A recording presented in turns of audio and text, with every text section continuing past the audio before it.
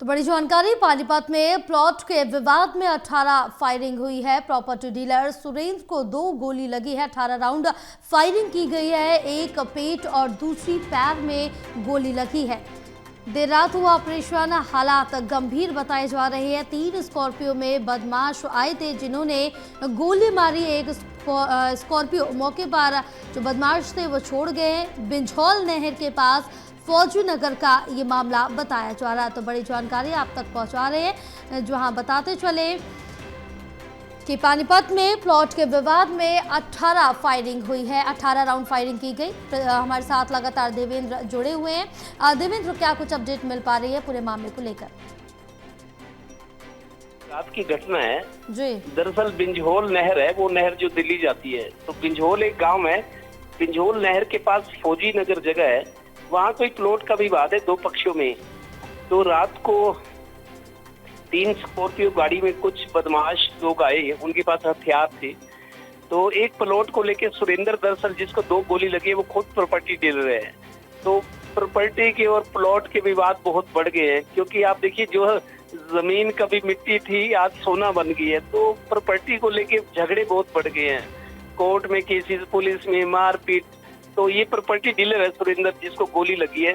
आरोपी है इसके भाई धनराज, इसका बड़ा भाई सुरेंद्र का।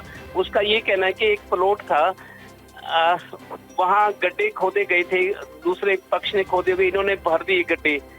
तो फिर दोबारा खोदे गए। तो इस पर उन आरोपी पक्ष का फोन आया कि तुमने गड्ढे खोद दिए, हम भरने आ रहे हैं, या भर दिए, इस तरह का विवाद था। तो उन्होंने चैलेंज करके आए कि तुम आ जाओ। तो ये चले गए। हालांकि इनको ये नहीं अंदाजा था कि गोलियां चल जाएंगी। सुरेंद्र जो प्रॉपर्टी डीलर, इसका भाई धनराज है, ये लोग भी पहुंचे। लेकिन वहाँ 3 स्कॉर्पियो में बदमाश आए थे।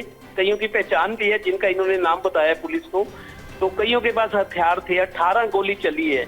18 गोली में ये धनराज जो सुरेंद्र का बड़ा भाई, इसने कहा जी मेरे कान से के बगल से निकल गई। 2 गोलियां कार पर लगी, कार के शीशे टूट गए। 2 गोली सुरेंद्र के एक पेट में और एक पैर में लगी है।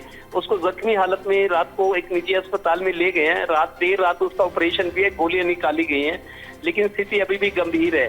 तो ये देखिए, पुलिस का डर बिल्कुल खत्म हो गया लगता है। बदमाश सरेआम, ये शहर का ही एक एरिया है जहाँ मैं बता रहा हूँ, शहर से सटा हुआ एरिया है। इस तरीके से स्कॉर्पियो में बदमाश हथियार लेकर जाएं और गोलियां चला दें, तो कानून व्यवस्था का, पुलिस का डर ही नहीं रहा लगता इस तरह के तत्वों को।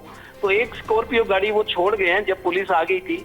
अब उस गाड़ी की पहचान के आधार पर, और उन्होंने जो पीड़ित पक्ष है, उन्होंने नाम बताया कि फलां फलां था। पुलिस वालों को नाम भी 3-4 लोगों के बताए। तो लगता है उनकी धरपकड़ तो होगी, लेकिन प्लॉट का विवाद अब इतने बड़े स्तर पर कार्रवाई, 3 स्कॉर्पियो में दिन दहाड़े, मतलब शाम का टाइम था, देर शाम का, गाड़ी में भर कर आ जाए और गोलियां चला दे। मतलब पुलिस का डर रहा नहीं जैसे लोगों को। बिल्कुल बिल्कुल देवेंद्र, तमाम जानकारी साझा करने के लिए बहुत शुक्रिया आपका।